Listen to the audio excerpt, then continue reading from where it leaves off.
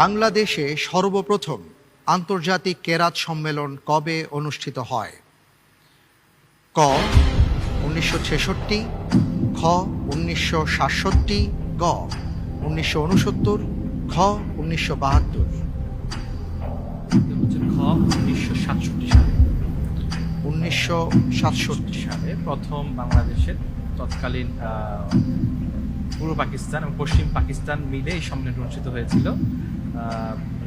রাওয়ালপিন্ডি, পেশাওয়ার, ইসলামাবাদ, করাচি এবং বাংলাদেশের আপনার ঢাকা পল্টন ময়দান এবং আন্দরকিল্লা জামে মসজিদ, চট্টগ্রাম এবং সিলেটের আলিয়া মাদ্রাসা মাঠে এই সম্মেলন অনুষ্ঠিত হয়েছিল। এতে 19টি দেশের কারি সাহেবরা তখন এসেছিলেন। তার মধ্যে শেখ আব্দুল সামাদ এসেছিলেন, শেখ মোহাম্মদ খালিদ আল হোসারি এসেছিলেন। এই প্রোগ্রামটির অর্গানাইজারদের মধ্যে আমার ফাদার কারি ইউসুফ সাহেব রহমতুল্লাহ তিনি একজন ছিলেন। তিনি ছিলেন এবং পাকিস্তানের তাহলে লক করে দিচ্ছি খ। জি, লক করে দেওয়া হোক খ।